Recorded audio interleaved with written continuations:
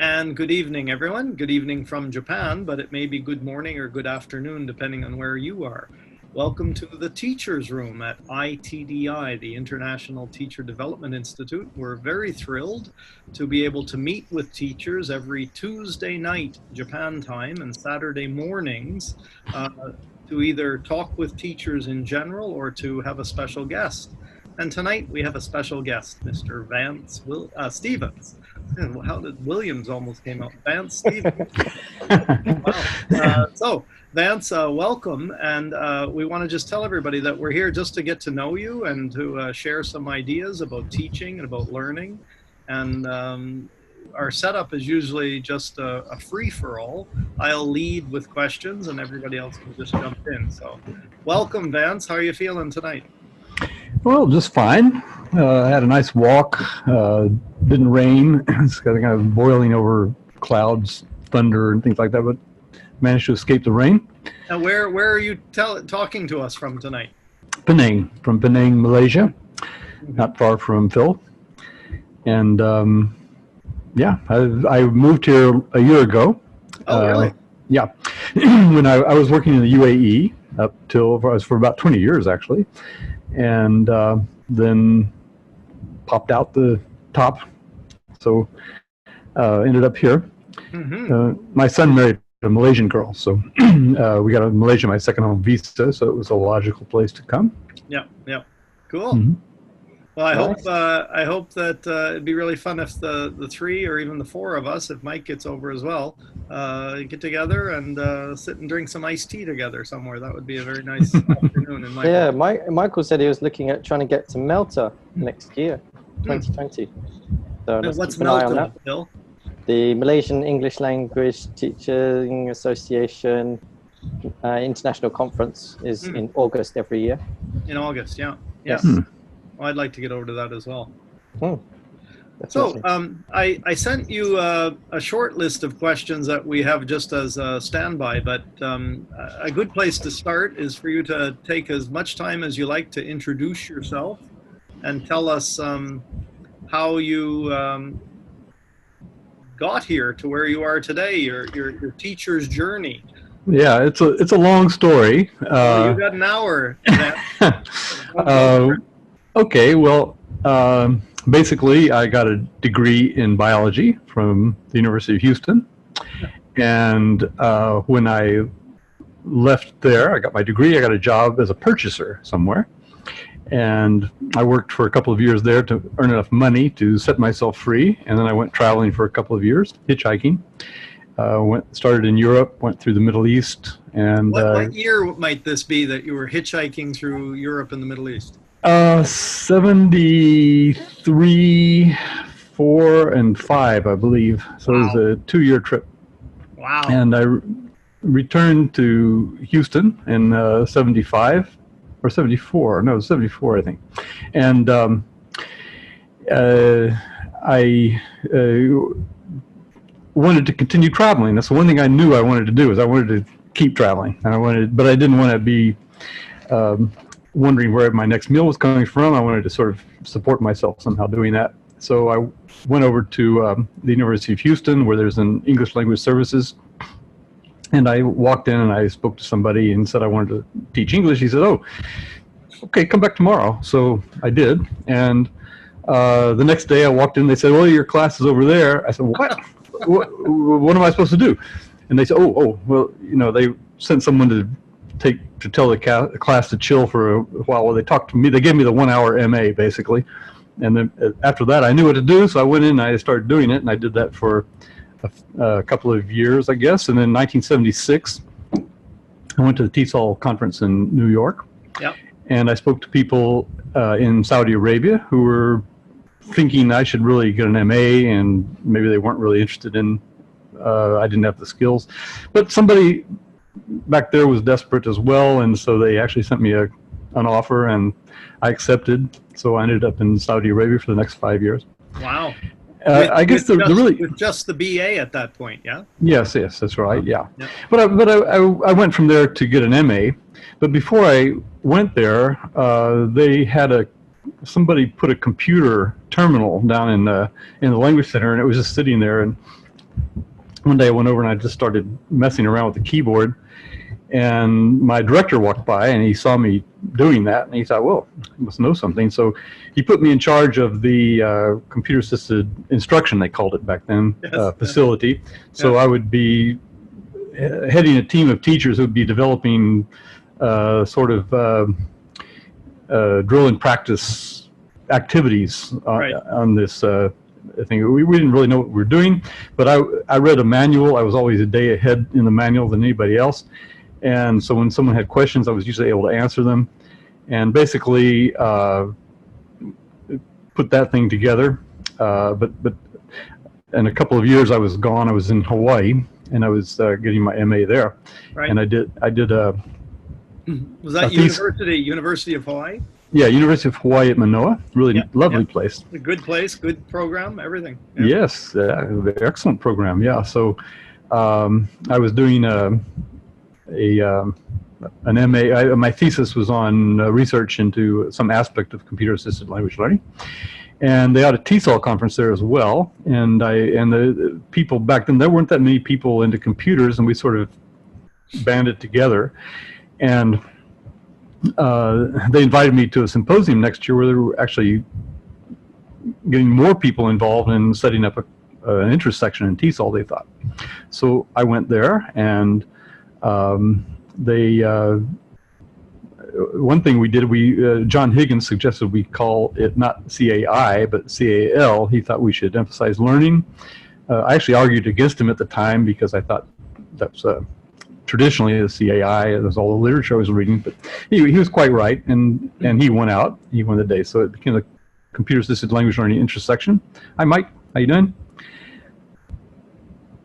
And so they elected someone to be the chair for next year, and they were looking for an assistant chair. So John Higgins refused it, and Graham Davies refused it, and the next person refused it. They kind of got down to the small people around, and I got stood up against somebody else to become elected the assistant chair.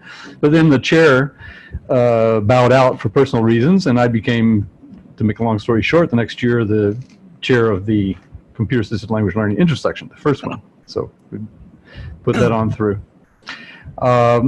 Meanwhile, I graduated from the University of Hawaii. I went over to the Big Island of Hawaii. I set up a program there for English language EFL students at this Hawaii Preparatory Academy, which was a college where the foreign Japanese people, Chinese people, etc., were sending their kids there. Yeah. And mainly because they couldn't handle it home, you know, so they sent them to me. Right. But I had to make sure they could learn English, and I got the Hawaii Preparatory Academy to buy some Apple computers. Oh, wow. And but because we were all kind of naive, no one thought to budget for software. So we got the computers, and when I said, well, what can I spend for software? They said, nothing, there's nothing budget. So I had to learn BASIC, and I sort of adapted some kind of text manipulation stuff that was freeware, public domain software.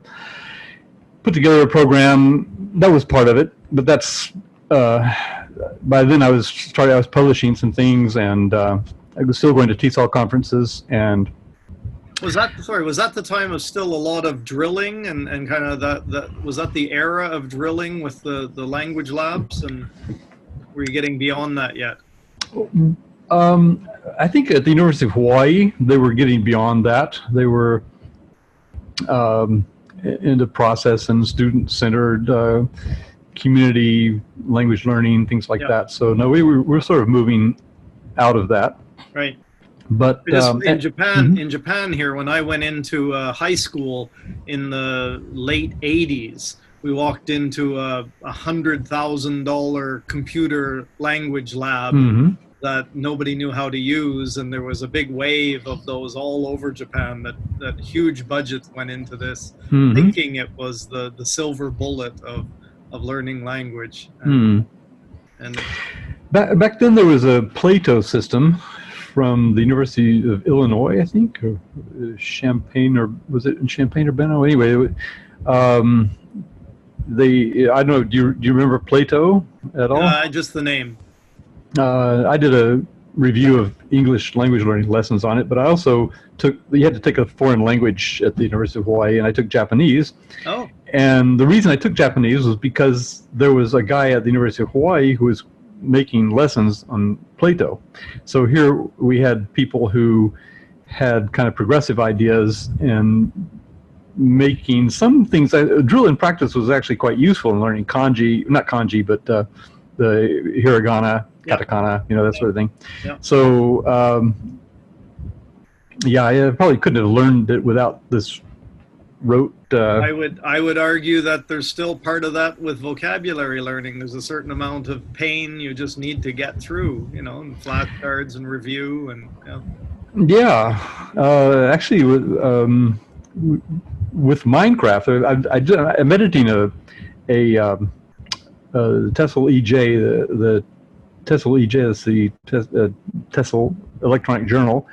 I'm the editor of the On the Internet column, and I just edited an article that was written by some lady who has been studying the vocabulary that comes up in Minecraft, not just in the game itself, but also in the videos that people tend to watch to learn how to do that. And they're actually picking up higher vocabulary and higher, for the nation's 14K word lists. They're picking up vocabulary at a higher level.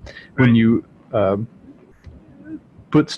she put a couple of students in gameplay mode and then had them talk through what they were doing, and their vocabulary was much higher. They were kids. It was much higher than you would expect. But and the reason she says, which I agree, is that you're recycling this vocabulary, or as Folsom says, you retrieve it.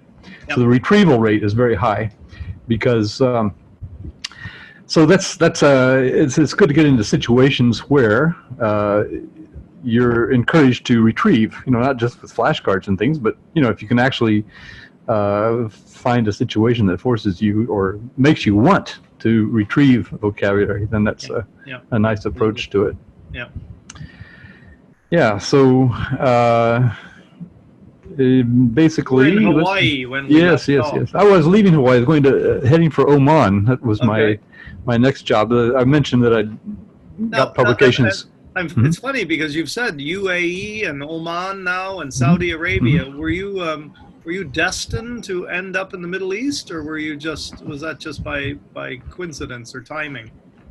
Well, I think I'm from Texas, and there's a lot of oil there, and it seems that actually a lot of my jobs. I mentioned I was a purchaser. That was for a company that made seismic equipment.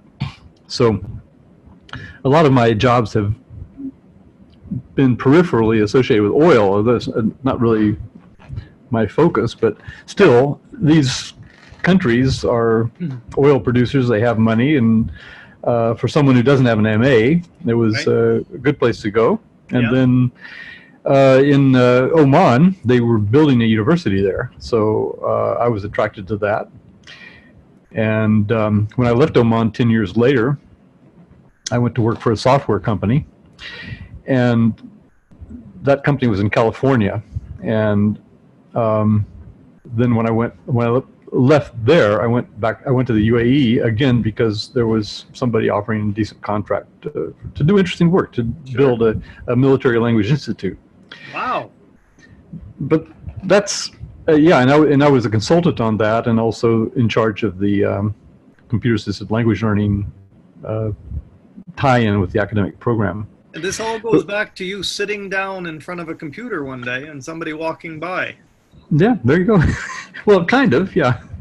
But there's something else in there that I'd kind of like to dwell on a little bit, and that is that when I went to California after 10 years in Oman and 5 years in Saudi Arabia and a couple of years before that, I really missed teaching because I was working in software development, and I felt very cut off from that. And so I kind of sought opportunities to do that, and what was coming up at the time was online learning.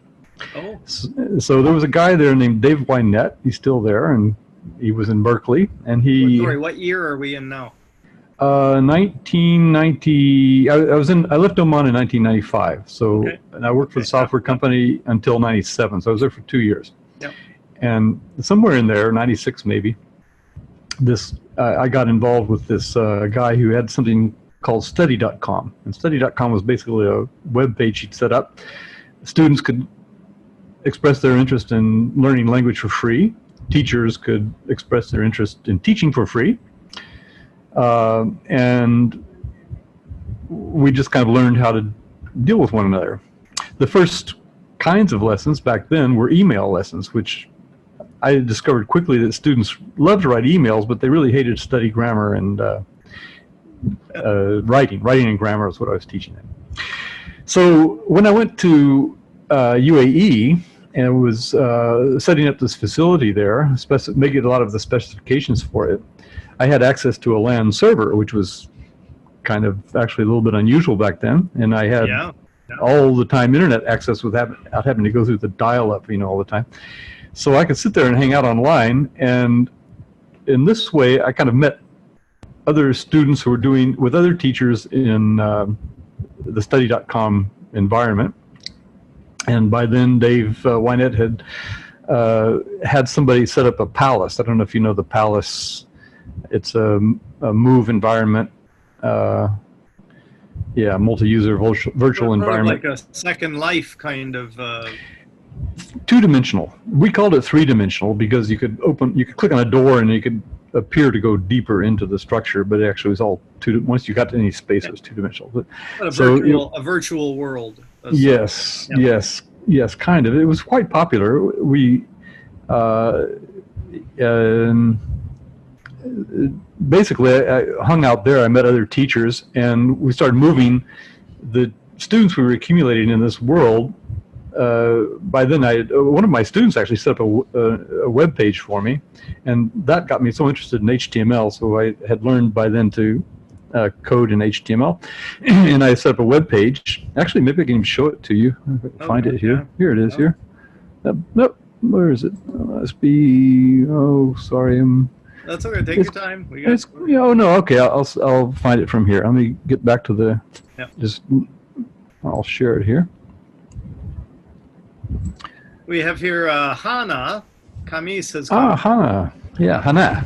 Ah, there we go. And we work together. She's the head of the PD committee in the Nile TESOL. Oh, wow. And she does regular webinars. And she seems to quite enjoy my helping her put them out in Zoom. So that's one of the things I do with Learning Together. Yeah. By the way, I didn't mention that this is Learning Together episode 426 from my perspective. Okay. Brilliant. We're at webheads.info right now, and I'm going to click on Writing for Webheads, which is the course I set up in with study.com, Dave Wynette study.com. And this is what I was doing back in 1997. Actually, I think 1998 is when we actually started learning about this. One thing I did with this is I got people to send me pictures at a time when people were not doing that. Yeah. It was very hard at first to get people to open the tap, but once someone agreed, someone else did, and then the next thing you know, 10 people would send you pictures. You hit critical mass, huh? Yeah. Well, yeah. I mean, a lot of the people sent pictures, and I put them up in this gallery, and this gallery got turns up in Second Life every now and then, and you can probably, if you just look at it, there are a lot of people who appear to be students, and then there are a lot of people who also appear to be professional teachers. Oh. So I don't know if you recognize Eric Baber down there. He was involved in this. You know Eric Baber? I know the name. He was president of TESOL, I guess, or whatever you call it in TESOL. Okay. Not TESOL, IATEFL. I'm sorry. UK based. Yeah. So, but back then he was running a language school, an online language school, and he had he was interacting with people through his server, which he had set up a streaming server. Yeah. So you didn't have an easy way to do that back then. You actually but you could get the software as long as you could run it off a server. You can get the software from Microsoft. And so I got asked to go to do a plenary in Cyprus one time, and Eric had offered somebody else on one of the lists we followed back then to make his server available to that person for their purposes. And Wow. so I picked up on that, and I wrote him and said, what if we could we use it from Cyprus? Could we stream some of our plenaries from Cyprus? And he said, yeah, sure. So, well, he was already, I guess, we were already interacting with him, but he made that available. And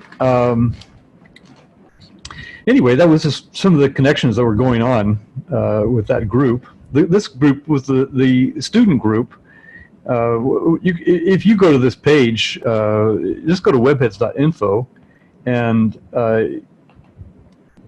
I'm sure this is at my at Learning Together. This is Learning Together. You recognize that page? That's learningtogether.pbworks.com. Yes. Yes, yes. And well, at the moment, actually, if you click on Steve and sent me a few questions in advance, you can find all the links that I'm talking about here, because I kind of wrote this out earlier today. So webheads.info is in there somewhere. And so the links are there. But basically, if you go to, sorry, I got to minimize the screen a little bit because it's running up against that little console at the top. Yeah, so every time I put the mouse up there. So you can find a lot of interactions here. Here's what people were writing, for example. Someone wrote about slang. Okay, so there's a student who wrote about slang. So I was back then putting pictures against people's posts, things that they were writing. Now, this is all Web 1 stuff. The people are not writing. I'm taking their writing and I'm putting it up. It's that just wasn't. This is back in 2002, as you can see. 2000, year 2000. Wow. Facebook came out in 2004. This is pre-Facebook. Yeah, Martin Dujimus. I can't remember when he put out Moodle, but one of his great breakthroughs was to associate a picture with everyone's posts. Do you remember when Moodle came out? Was it? Yeah.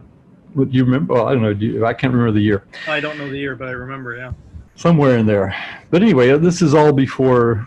This is kind of a Facebook for EFL people. But the problem. Facebook, Yes, but basically that was our idea, was to put pictures, associate pictures with people and what they wrote. I took a media course long ago, and they were talking about the unimaginable success of some very small newspapers throughout the Midwest in the States, or in small communities in Canada, and that the key to the whole thing was names and faces. And that the more names and that stuck with me in everything I've done with students, teaching, with our MASH collaboration. Yeah, you did MASH names and faces back in the day. It's all names and faces. People want to be validated or recognized or listened to, or so you were you were 2 steps ahead of Zuckerberg. A little bit, but I didn't capitalize on it the way he did. But no. We could add an ESL book, EFL book, or something like that. Right. But anyway, the idea is that there was some kind of profile. Yeah. But what happened? Meanwhile, let's see. That was in 2000. In 2001, the TESOL Call IS started something called EVO, Electronic Village Online. Yep. Are you familiar with that? Sure. Okay, so they started that in 2001. In 2002, I'd caught wind of it, and I offered to put a webheads to teach teachers how to do this. Maybe I can find a web page for that. Let's see if that's back to webheads.info. That would be the original Webheads in Action. Okay, so this is the 2002 WebEds. Basically, it has now it's more teachers. The interesting thing that happened was the teachers joined the webheads, as you saw in the other gallery that I showed you. As the teachers, they started suppressing the student voices, and the students kind of just disappeared from it. Although some of them I still know, I'm still interacting with some of those people, but the teachers, Took over. Yeah, they took over that, and I made it, and that was called Webheads in Action. So it was, we were just learning about communities of practice, and we realized that we were a community of practice. This was back, I think we started that in 2002, as I said, and it's still going on. I think that's where I first heard about you, Vance, believe it or not, and years before we ever met. And it might have been through Barb, who's in the room now, Barb Sakamoto. And I remember her talking about EVO, the Electronic Village Online, and that I think it might have originally been through her. And there, Barb's now saying that's the first online course I took, Becoming a Webhead. Yes, yes. Becoming a Webhead was, I got interested actually in my interest in EVO turned to other things. But I got the people, there were people, Daphne Gonzalez, Teresa Almeida de Cha, I think it's her name, de Sa. She, other people, maybe even Barb, possibly helped moderate those sessions. So they took the original idea, and they were for about 10 years they were introducing other people in this manner that I had set up, and developing communities of practice from that. Yeah, I think I'm kind of overwhelmed by the idea of the exponential possibilities with online. Hey, it's like you said just a moment ago, you're still in touch with students that you met, long ago, and how it's hard to actually feel the breadth of the internet. But once you get started and people know you're a good guy and you're helpful and you're open to collaboration, it's kind of endless, isn't it? Yeah, I mean that's what connectivism is all about. And we sort of moved. I got very interested in connectivism. Actually, one of your questions was, who are my most influential teachers? Sure. And go for it. Well, I named Jeff LeBeau, Dave Cormier, George Siemens, and Stephen Downs. And these guys, Jeff LeBeau had a community he called World Bridges. You can still find it at worldbridges.net. And he's in Korea now, and he's pretty much focused on what he calls Korea bridges. So he had some kind of bridges for just about everything. He even hosted WebEds in Action in his Drupal for some time. Yeah. But he also had something called Webcast Academy. Webcast Academy was kind of a crowdsourced, let's all learn webcasting kind of thing. Yeah. The participants wrote a manual for it, and so we learned how to do webcasting, still back in the days when you still had to mount a streaming server somewhere. Right. And Jeff had one working. But then we moved, when you wanted to record Skype, it was very tricky. You had to get some soft cables to set up so you could record from the sound card and from the microphone at the same time. This is all pretty much built into software these days. It's much easier. But back then we were learning about Webcast Academy, through Webcast Academy, how to do the streaming. Now this built a bunch of people. First of all, I think Jeff is a great teacher because he was modeling all this stuff. He's very patient. And also he was getting other people to teach themselves. And relieving himself thereby of having to teach them. Teach a man to fish analogy, hey? Yeah, we had a community of fisher people, for sure. Yeah. So we worked together in other, for example, there was Webheads in Action Online Convergences. I don't know if you know about the 3 Webheads in Action Online Convergences we put on. No. there was one in 2005, one in 2007, and one in 2009. And talk about predating things. I put on these webheads and action online convergences because I had a community who could do it. One guy had a Moodle server he was happy to offer us. A lady in Portugal named Fernanda made an ASP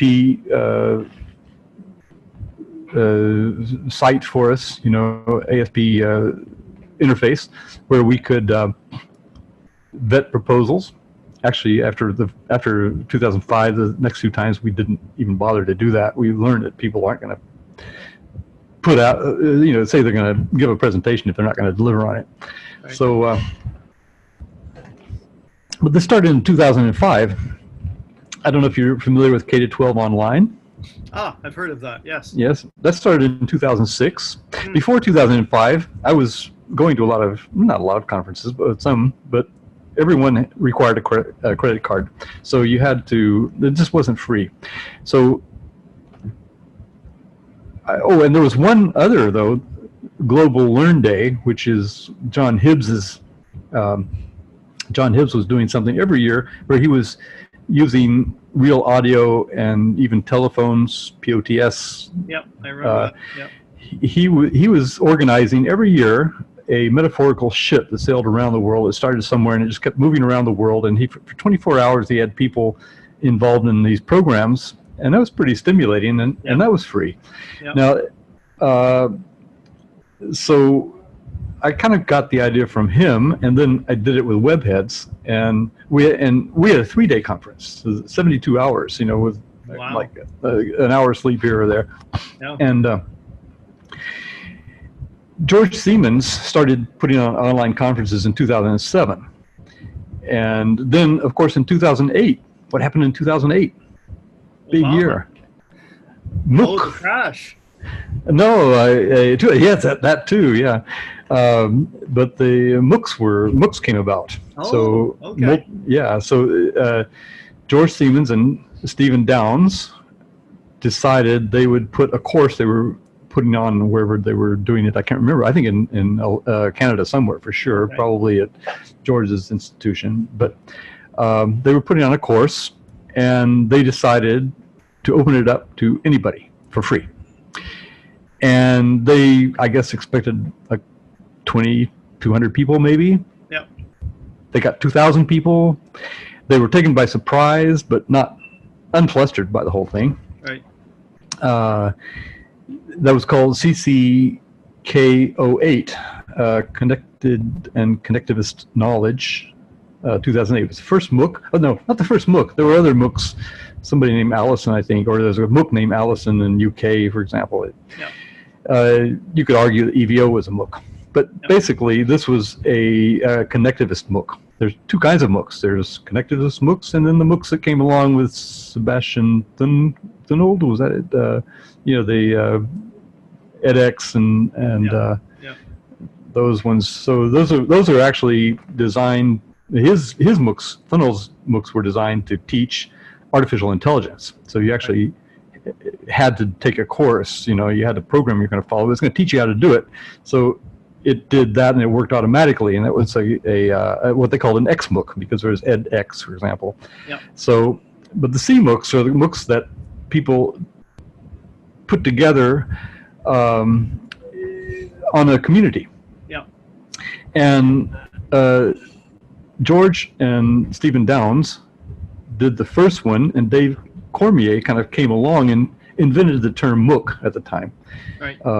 There's some, he might be sharing that with Alexander, what it was, anyway, there's another, his last name is Alexander. Okay, so in any event, that's a detail, but Dave is widely credited with coming up with the name MOOC. Maybe I can show you another screen that I've got set up here, if I can find it over here. Let's see. Oh, share. Hit the share button. I don't know if I hit the share button the last time I did this. You did, yep. Oh, good. Okay. Success in the MOOC. Oh, let me just hang on a minute. Let's see. Can you hear this that I'm playing? No. Good. Okay. Basically, okay. Well, this is Dave Cormier's MOOC. Maybe I can show you actually something else that will put it all together in one place for you. This is how we organize EVO Minecraft MOOC. So, can you see the missions there? There are 5 weeks, 5 missions. Yep. Orient, declare, network, cluster, and focus. So, when you go to a MOOC, you orient on it because you're very confused. It's chaotic. People start writing about why they're there. Yeah. They start networking with other people. Yeah. And then they cluster. Now, that means that there are 2,000 of them there. They're not all in the same room. You know, when George Siemens conceived this idea, he was thinking that in a lecture hall, he doesn't know what the students are doing there. So he actually wanted a way he could make this more individual and also remove the teacher from the process, like Jeff LeBeau did. He put it on the students. A MOOC does that. It creates a space where students can interact with each other. So were they clustering in a number of different ways, either by topic, by country, by age, or was it defined how they should cluster? Well, when you go to a MOOC, you can sort of try to follow it with a syllabus and go to all the events, or you can do it kind of like a berry bush. You know, there's a linear, the conduit, the linear way, or the berry bush. So if you go to a berry bush, you're looking for the best berries you can reach. And if you see a berry you want, there's a thorn there, but you get it out. So the berry bush is a way of accessing materials which you just take what's there. Yep. So when you're in a MOOC, so much is going on, you don't know where the center is, but you're starting to meet people, and you find people, and then you kind of move off into a space of your own where you're getting something out of it. You're getting out of it what you want. Yep. The other people who are clustered with you are doing the same. They're getting something out of it. And you could care less what's going on in the rest of the MOOC. You know, somebody's got a syllabus going or whatever. I don't know. Or maybe they're giving certificates. Corner at the big party, isn't it? Exactly. But you wouldn't be, if you didn't go to the party in the first place, you wouldn't be in the corner and meet those people within. Right. Because the last step is to focus. So what that does is that could go beyond the MOOC. That's where you take those people that you meet and the things that you learn from them, and you move on to something else. Yeah, that's brilliant. The form of it is brilliant. And just a quick question: is this mostly happening with teacher development side, or is it also things that teachers are then doing and replicating with their learners? It could be replicated with a learner. I mean, for example, the Webheads and Writing for Webheads course was more of a MOOC than anything else. As I mentioned earlier in the discussion, when I did an email course, it was supposed to be teaching writing and grammar. I would get to know the people, and then I'd say, okay, here's your first assignment. That would end the conversation right there. So, but when I set up Writing for Webheads in the space that it got set up with the pictures and everything like that, and people started sending me writing, and also we were using voice. We were putting voice plugins on our websites, and that's actually what attracted the teachers. So people were just kind of doing their thing and learning a lot of language because they're learning. I mean, someone would put out a song, or someone send us an audio, and it was just spontaneous. It's what people wanted to do. You can go back to the webeds.info and you can look at what the students were doing, because it's quite a lot is documented there. But let me go to this other page here. Oops, wrong one. This one right here. Okay, so this is something that George Siemens said. I was talking to, one of the questions was about my teaching approach. And if I tell people that I'm into chaos and teaching, people say, well, I don't get hired. Well, but it's what we're talking about, though. It's you can do it organic, linearly, yes, or you can sort of get people engaged in doing things. The whole Minecraft MOOC course has actually benefits for students who engage with each other in Minecraft. They probably would do that anyway, but the thing is if you took them to a space in your classroom where a lot of people are having really good results with that, no matter what they're teaching, but some of them are teaching languages. So let's look what George Siemens says about chaos. First of all, and this was from a video, I transcribed this from a video that where he said, I'm not aware of any research actually that says linear structure produces better outcomes than more chaotic meandering structure. Our intent is to argue that the experience of learning, making sense of that chaos, is actually the heart of the learning experience. But if an instructor makes that sense of that chaos for you, makes sense of the chaos for you, and gives you all the reading, sets up the path for you, then you're eviscerating the learner's experience. Because now you've made sense for them, and you've told them, all you said is just follow in the path that I've made for you. So, can I just do a quick analogy? Because sure. I was thinking just the other week we're talking about learning vocabulary in textbook organization.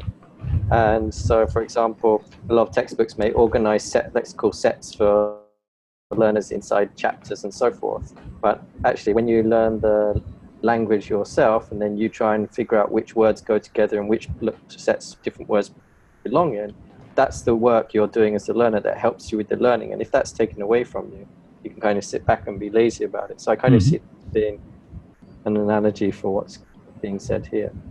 Absolutely. Yeah, this is not to say that you can't have a linear structure, you know, but if you're teaching in a school or online for that matter, and people, you know, it's like when I was sending people their grammar, vocabulary, or grammar and writing assignments. They didn't really like that, but they loved to talk and to write and to interact with one another, you know, in authentic settings. So if you can somehow channel the things that you're trying to teach into one of those, into a more authentic setting, and getting people, you know, it could be gamification, you know, however you reach them, you could give them badges for certain things, but basically the incentive is to try to get people, when people want to learn. I suppose actually when you're teaching in an online space like you're doing, you're having students who want to be where they are because they is that true? Yeah. So whereas if you're teaching in a school, it's not necessarily that way. But one thing I find in whatever I do with people online, normally I find people who want to be there and who want to learn and are amenable to this kind of learning. On the other hand, I've been in situations where I've been asked to do a course, let's say for TESOL, and they're what do they call it, PPOT, Principles and Practices of Online Teaching. I was teaching a grab bag of people who would sign up to do the certificate course, and some people emerged through my approach having bit the Kool-Aid and have again remained lifelong friends.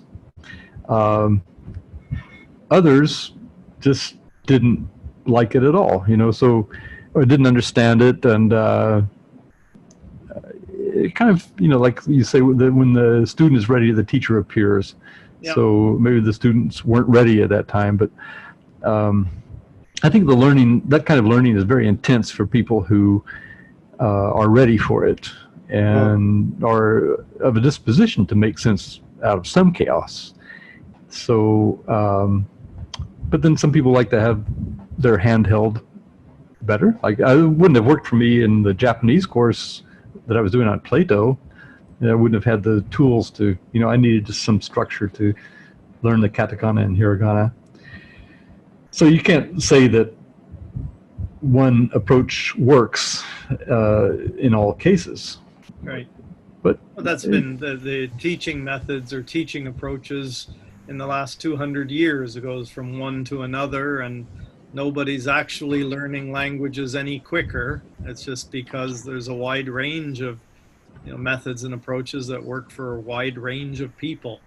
I've been wrestling with that specifically on vocabulary, harking back to what Phil talked about a little while ago. But just I spent a couple of years trying to find the one approach teaching vocabulary that would work for the whole class, and it never did.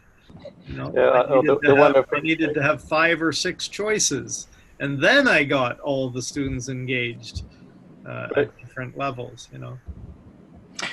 Yeah, and of course, I'm sure you're aware of Tom Cobb's. Yes. Yes, his data-driven materials. Yeah. He used to actually in Oman. We shared an office. Oh. He was he was at the desk right behind me, and we were very good friends back then. And so he was doing hypercard stacks at the time and was developing his concordance programs. Yeah. I was doing concordancing as well. He was much more creative on the software side. Yeah. But that's interesting. You know, we started in the same place, kind of. When he was in college, one of his roommates or someone in his dorm was Neil Young. So you know, there you go. You never know who you're going to be thrown in with. Right. So, can you believe that I'm starting to worry about the time. We're 47 minutes into this, and I got a couple of questions. I'm gonna just hog the mic here for a second. Great. Just before Phil and the others got here, I was saying I have a hankering to call you Shakespeare by just the prolific nature of the things you've been involved in, and good on you for saving most of it and making it still accessible. But it leads into my question about where do you sit on the whole monetizing of all of the online work that's happening these days. Some people have gotten quite rich by putting something together or packaging something, and others are pretty committed to keeping everything free forever. At ITDI, we call ourselves a social enterprise in that we are very committed to try to give everybody opportunities to improve themselves online, and so we keep all of our prices at sort of shoestring level compared to whatever is out there. But I wanted you to talk just a little bit about the whole monetizing teacher training, teacher materials, student online, and what's your philosophy on that? Working in the Middle East, I have had the luxury of indulging my passions. And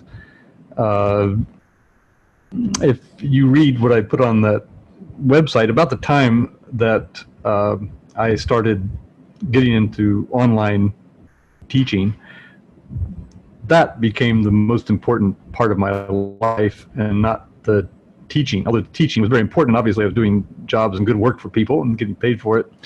But I didn't really have to worry too much about money, and I was able to do what I wanted to do. That's one thing that I like about Electronic Village Online. It's been a crucible for me. I could have ideas, like for example, when the MOOCs came along, I was with principles and practices of online teaching. I was asked to teach a course on multiliteracies. I taught that course for them, but it was not something I could just wind up on Sundays, as Jethro Tull used to say. You know, it was something I had to actually do year round. And so I did it as an Electronic Village Online course for free, and then there was the aspect that both of them fed off each other. I'm certain that just as with Siemens and Downs' MOOCs, the students, the paying students, benefited from having the online students there. So, but those with the EVO, I think the principles and practices of online teaching wanted me to do things in a certain way. That, for example, I was supposed to develop the courses in Desire to Learn, which was their right; they're paying for it. But I found it more open to me and more developing. I was myself able to develop better in EVO because I could turn the MOOCs and found out more about they worked and decided to experiment with them myself. That's where I was able to do that. So that's just something that even if you work at Google, you get a day to work on your own project. So Yeah. So anyway, that's important. And in a way, it's kind of nice to to have a job that pays, but then also be able to work on what you want to do. Yep. Is very good for some people. So as far as now monetizing it, I'm not clever enough. I haven't been able to do that, and I haven't really, as I mentioned, just had a real incentive because I'm just happy the way I am. So, however, Nellie Deutsch is doing it with something. You know Nellie, by the way? Yes. Yeah. Yeah. Yes. She does. I mean, she deserves it, because she works really hard, and she's found a way, something she calls share to learn, I think. And she's found a way she monetizes that part. She was thinking, I think, to monetize other things that she's continued doing for free. A lot of the online months of, a month on virtual worlds and things like that. She hasn't tried to monetize that at all, but I think that came up at some point. But basically, she definitely sees where there's something to do for free, but she's so good at Moodle that she's managed to find a way to have a monetized part. Yeah. And actually, your own niche, right? Yeah, yeah. And when I get you back to talk to me, when I get to interview you next month, we're thinking about that. Yep. I would like to find out more about how you work that social aspect. Social where enterprise, yeah. Yes, yeah. For example, this one, this teacher's room actually has a price tag on it, although you can try it for free or something like that. So, in a way, I think that maybe prevents people from coming here. When if it were an open space and you could just come, well, you'd have to do it. You'd have to man it or staff it. With people who weren't actually getting paid for that. But on the other hand, it might attract people. Sure. Yeah. Yeah. There's another. We don't claim to have found the business model, and if we were in it only for that, we would have dropped it probably 3 or 4 years ago. It's sort of become a labor of love that we all work on in our free time, pretty much. So we'll talk about it in more detail together next month, but by no means I don't feel very clever either right now in terms of finding the Holy Grail. We've always sort of been a little bit ahead of our time in things we've been doing since Phil and I have been collaborating for the past 10 years or so. So we'll get into those details when we talk next month. Now I would just like to say that you have every right to earn, to be paid for what you do. There's if you're able to do it, then that's great. And I think also we're really against gouging people. Yeah, we see some of that online, and especially because we know how much a teacher in Tunisia makes a month. And so it's just not fair to ask them to spend a month's salary on one of our courses. Yeah. Well, IATEFL is quite interesting the way they approach this as compared to TESOL, let's say. This is one of my me too. things. Yeah, because TESOL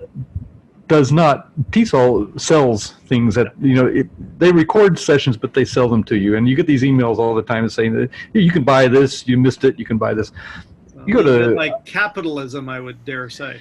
Oh, it's TESOL Inc. is their official name, but IATEFL, on the other hand, has for the last several years been putting all their conferences, pretty much all of it, certainly all the plenaries, many of the sessions, they're there. You can go and look at them. And as a result, their presenters are rock stars, because it's kind of like when if you have a radio station, you're playing music, the people who listen to music want to buy the record. This, if you don't play the music for free, no one's going to hear it, and they will never buy the record. So you got to do something. They've been doing that IATEFL online since 2011. I've studied that in terms of I'm one of the co-chairs for the JOLT conference this year, and we've, after many years of trying, we finally convinced them to do our plenaries, to live stream them all around the world. We have some great speakers coming, and that's completely taken from the IATEFL model. That it's just goodwill and just a great idea all around. Do you have any data as to whether it suppresses revenue or enhances revenue? At all? No, they've said with IATEFL that they've increased their numbers. Well, number one, they increased their profile, and that led to, you get on and watch Scott Thornbury giving a plenary, and you go, geez, I want to be there next time. That's yes, the effect that it has. It really helps the network. It creates a buzz, and people want to be where things are happening. I'm convinced of that. Anyway, in my final 3 minutes with you here, I just this is a risky one, but the whole idea of teaching and learning. You as a teacher and learning, a good portion of what you've done as a teacher has been learning. You've been on the cutting edge of lots of things, but are there any kind of big messages, big things you've learned about people, about challenging yourself, about interacting, about teaching and learning? Are there any kind of little one-liners that come to mind? Yeah, there are. I mentioned Stephen Downes. He actually was at one of our Web as an Action online convergences. He gave a talk about learning environments or whatever. But anyway, he had a slide in his presentation which said that teachers model and demonstrate, learners practice and reflect. Those four things: model, demonstrate, practice, and reflect. Ooh, nice. So it just puts the whole thing into one little slide, and he's repeated that so many times. But I think he actually did it first in 2007 at our conference. Now there's another guy named Dave Warlick. Are you familiar with Dave Warlick? Nope. He has the notion of a master learner, teachers being master learners. So that is, a teacher is basically a guru who's he knows how to learn, and he can now teach other people how to learn, or he can guide them into teaching them how to learn. So what does a master learner do? As a teacher should be a master learner. A master learner practices, reflects, models, and demonstrates, and percolates those things through everything he does. And it's just, so you've got to do all four of those things to be a master learner, and to learn and to be able to guide other people in their learning. And we haven't even talked about flipped learning yet. But go ahead. No, that's just. That's too long? Well, no, not necessarily. I see we have one more minute. Oh, we do. Go for it. Just give us a look, because we got to chaos. We spent some time on chaos, one of my notes, and the other one was flipped learning. I was just so bloody absorbed in everything the stories you were telling. I didn't bother to look down at my notes. Well, that's okay. I mean, we could also talk about it next time we meet, but basically it's something that I've been doing at presentations lately. I mean, first of all, the flipped learning is where you make some kind of presentation to the students or to the teacher trainers or whoever of what you're going to do in the session coming up. Yep. And then you go there to that session with all your notes, and they have their devices, and this is it. You should have seen this recording already, and if you did that, and if you did what I suggested you do, you're now in a position to carry on in this class. I'll help you with anything that you need to know. And for those of you who haven't prepared yet, well, you should sit down and do this now. Watch this, see where you're supposed to be, and if you have any questions, I'll help you. And then, of course, it all goes into some kind of web page where people can go back and see what happened in that class, whether they were there and just didn't understand it all, or maybe they missed it. So basically, I've been doing this at presentations. When I give a presentation, I often record it maybe I'll do it, practice it on Learning Together. I'll record something, or I might just practice it right here at this desk right here and just talk it through it and make a recording in Zoom and put that on the web page, and then put everything on the web page. I'll write it up the way I wrote up that thing in Learning Together right now, which is going to go to learningtogether.net. That's where you'll be able to find it when your video is ready and I put the blog up. So basically, there are no secrets for students. This came up in the EVO sessions we're setting up for teacher trainers. Do you put this in Schoology? Do you let them see all 4 weeks at once, or do you give them a week at a time? What do you think? What's your opinion? Oh, I give them everything at once. There you are. Exactly. Yeah. Yay. I not only have something in common with Phil, but also with Stephen.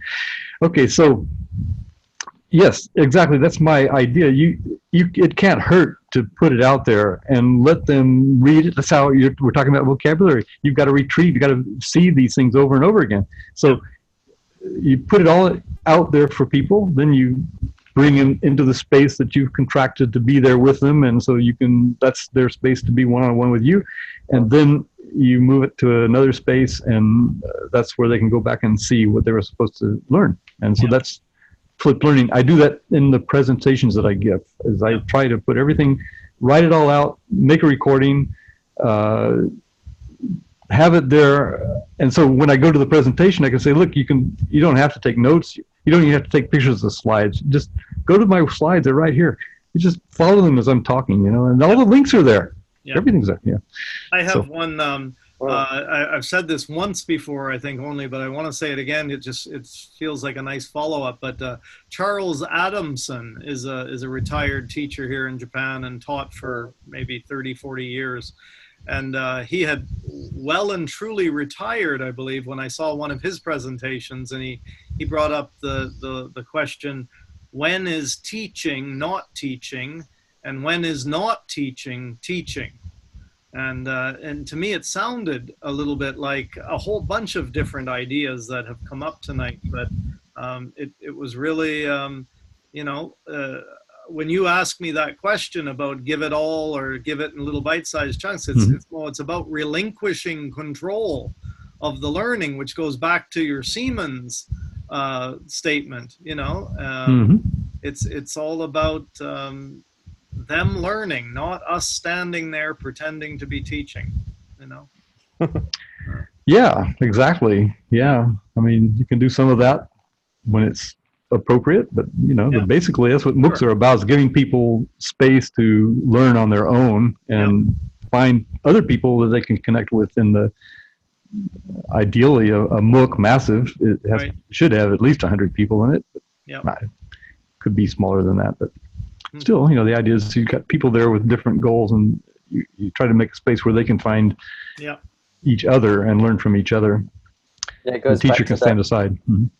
So didn't mean to bump into it. It goes back to that that adage about finding opportunities to get out of the way so that learning can take place. Yeah. I teach a seminar on leadership, and I say to the students now, and I don't know if I would have said this before the internet, but I say I read as much as I can possibly read about leadership, continually.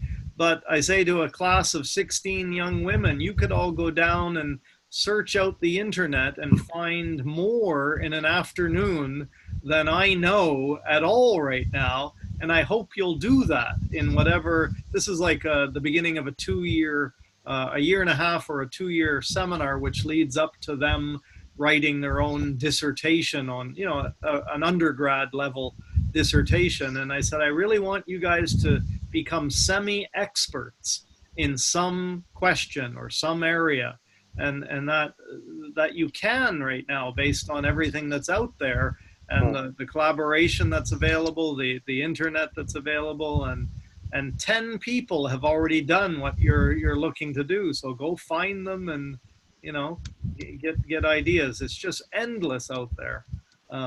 I'm feeling like you're breaking new ground here, Vance, that these teachers' room may become 90 minutes at some point.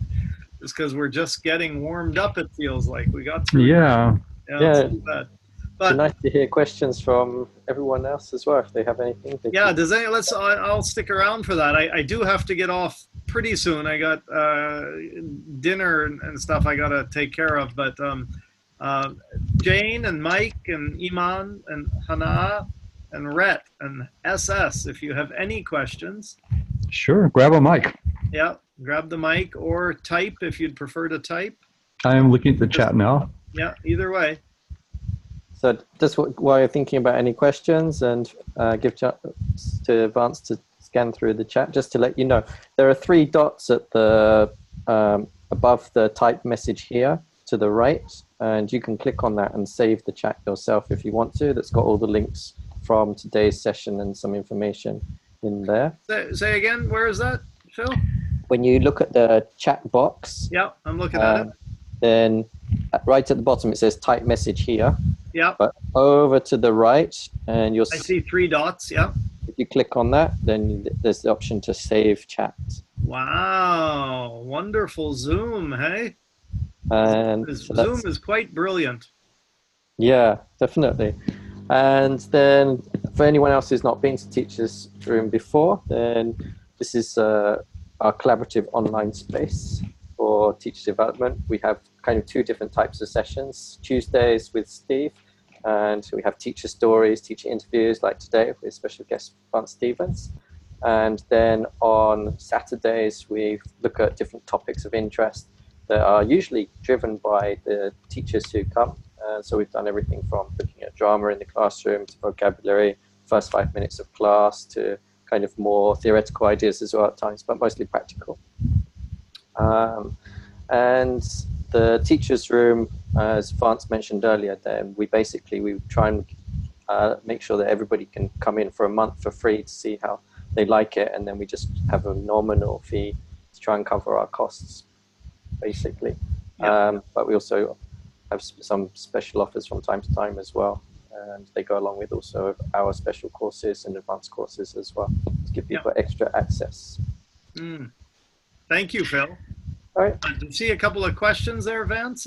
Yeah, I see one from Mike. It's just the last one up. I might have missed a lot of questions, but he asked if I guess any of us have a face-to-face, favorite face-to-face conference. So I tend to go to TESOL conferences year after year because that's where my network is. I'm not sure if that's my favorite conference because it's very large. Yeah. I really like the smaller conferences. I go to a CAL conference many years, the CAL Research Conference. They're the ones who awarded me the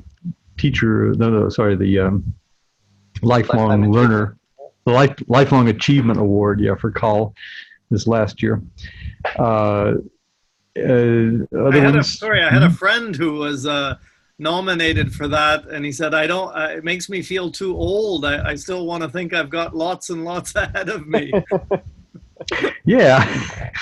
I'd rather be in my 80s when I'm offered something like that.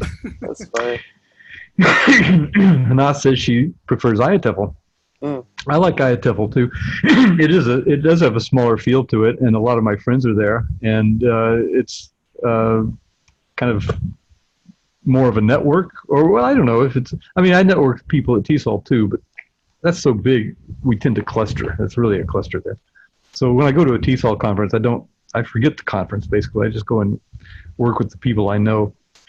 But the conferences in Malaysia have been quite nice. Been able to meet a lot of people at them. I went to PELTA and ICCTAR in Malacca. There's another one coming up as well. The MELTA.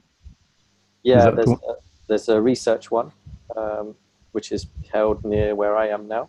And there's all the Asia ones as well in the region, which I hear good things about, like CAM TESOL.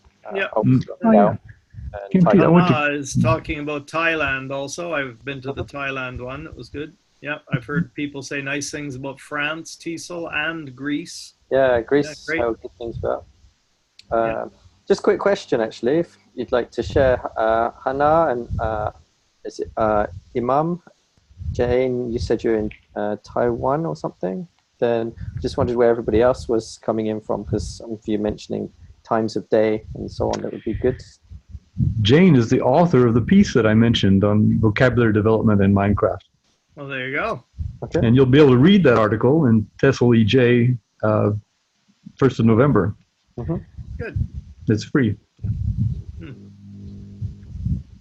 Okay. So Egypt and Korea.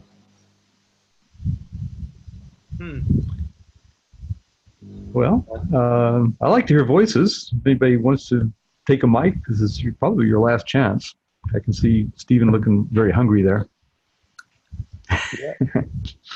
We are a little bit over time today, but we have a grace period. Actually, Can I ask a question? Sure. Sure. Sorry. This is Mike. Yes, Michael's Michael. Michael in Japan. Kobe, yeah. I'm going to the World Polyglots Conference this weekend. Cool. And I was wondering, do you have, or does anybody have any questions they would ask polyglot learners? Can you define for everybody the polyglot? Oh, yeah, well, I guess I'll find out, but people who speak, well, at least multiple languages, and usually it seems to mean they are quite quick learners. But I don't know if everybody is. It doesn't seem like it doesn't seem like they're really strict about it or something. Right. Yeah, people are interested in speaking many languages, right? A lot of them speak like 5, 10, and so on. Steve Kaufman, is that right? Lingo Steve? I came across him. I heard he's coming. Yeah. And he has a YouTube channel. I was quite interested in. You are thinking about questions. I was interested actually from a polyglot's point of view, because a lot of polyglots learn languages without necessarily having a teacher. And so I wondered, what's their perspective on the way languages are taught compared to how they've found their learning experience, what has been most successful, when have they actually found a teacher to be useful? Okay. Yeah, that's slightly different, but yeah, that's kind of why I'm going. I want to hear why in general, they don't seem to like teachers that much. And they have their own method, so I want to know. But okay, yeah, that's a good question. There was a language teacher who, she's a polyglot, and she did a TEDx talk. I've forgotten her name actually, and her TEDx talk is quite interesting. I really liked it as well. She was talking about being a polyglot and about some of the strategies and so on. If you've not seen that, I'll try and dig that up for you during the week and share it with you, Mike. Yeah, and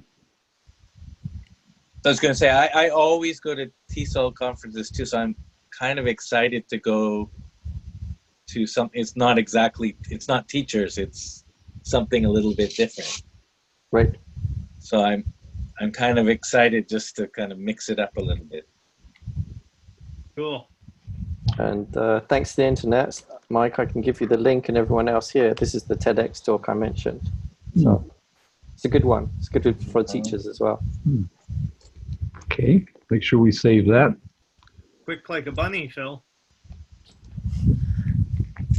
I was going to just say that it's axiomatic that people love to learn, but they hate to be taught.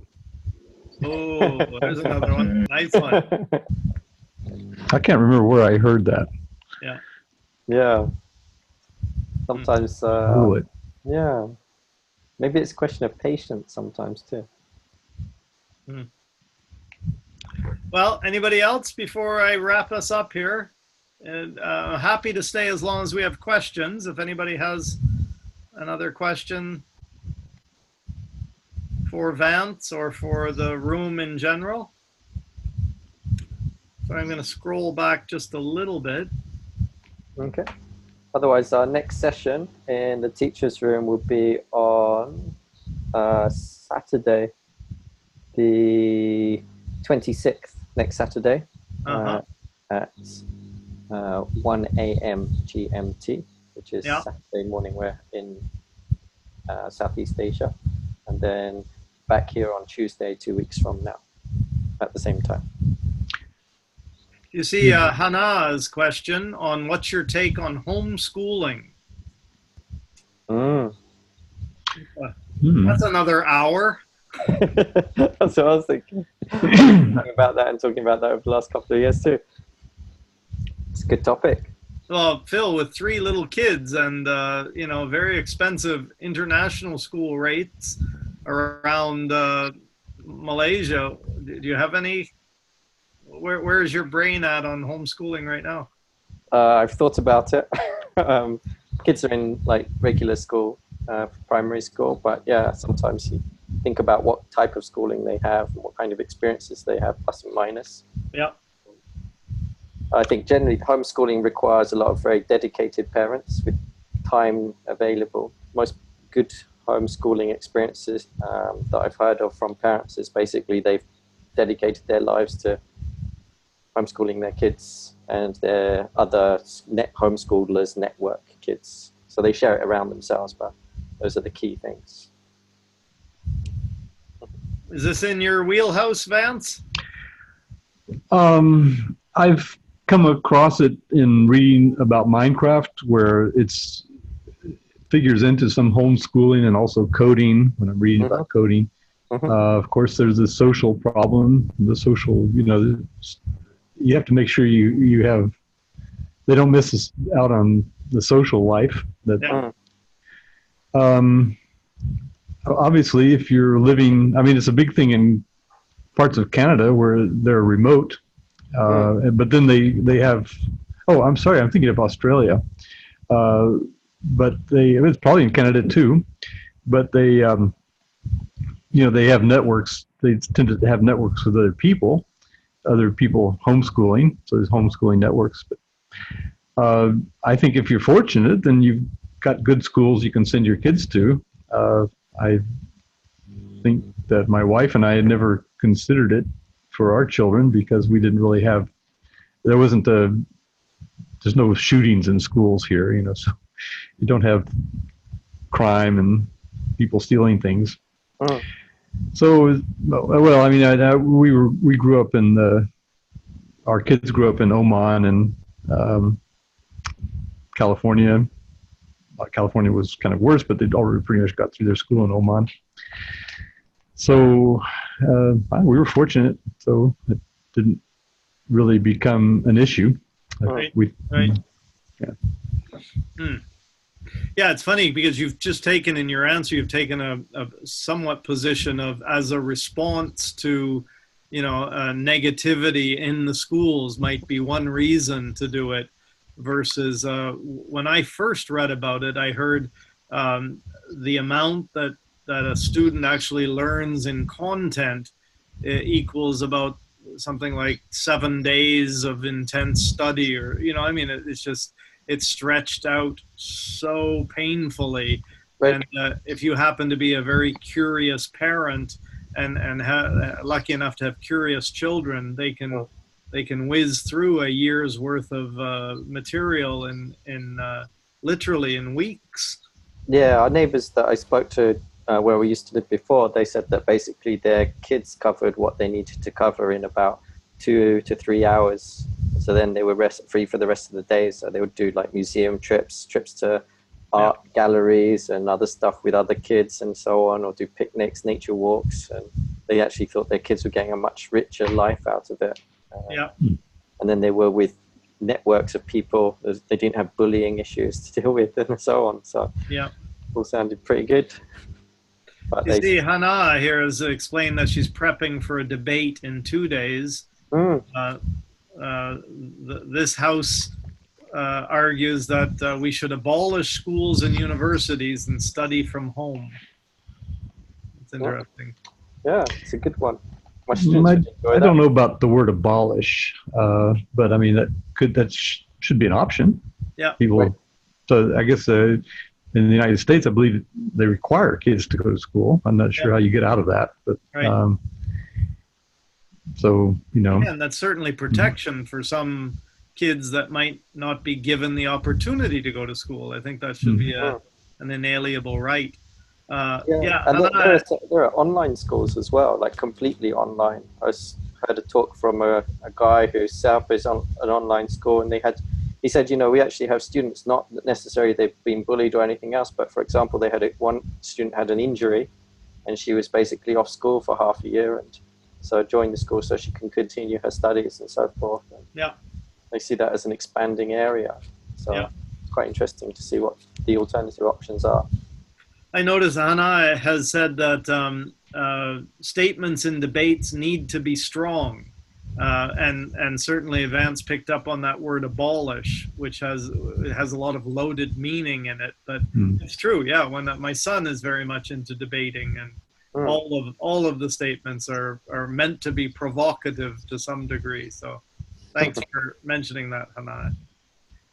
Yeah. Alrighty, everybody. I think with that, we'll wrap it up here. But if you like what you saw tonight, apparently Vance is going to invite us back to his side of the camera next time. Do we have a date fixed or not yet? No, I think it was you've got a conference you're putting on, Jolt, is that it? Jolt. So you so sometime after that, hey? Yeah, Phil said find a time after that. Okay, well, let's pick a date, and we'll make sure we promote it here and you promote it on your end, and yeah, I'll put the PBWorks, the learningtogether.pbworks address here. Yeah. So you can find where it will be. Thank you very much. Well, next time, Phil's been inviting me a number of times to get over to KL, which I'd love to do, and I would love to try to work it so we take a little side trip up to Penang, or why not? And have that iced tea together. Yeah. And anyone else, if you find yourself in Malaysia, give us a holler. Yeah. I see you're onto my secrets here. You're onto my tricks. Oh, yeah. Although you know something, these frosted glasses are really good for iced tea. I often actually do drink iced tea from these. Good. Nice. It just happens to be the wrong time of night for iced tea. I see. Okay. All righty. Thank you, everybody. All right. Cheers. Thanks for coming. Yeah. Thank you. Thanks a lot for having me. Much. I really enjoyed the conversation. Yep. Me too. Likewise. Okay. Recording. Whoa, let me just grab the chat. Oh. Yes, I got it. Okay. Okay. I'm gonna. Did I put the last thing in here? I put links oh no! I sent it out to. Yeah. Okay. All the links to the PBWorks stuff I put earlier on in the chat anyway. So. Okay. If you want it. Now I'm going to turn off the recording.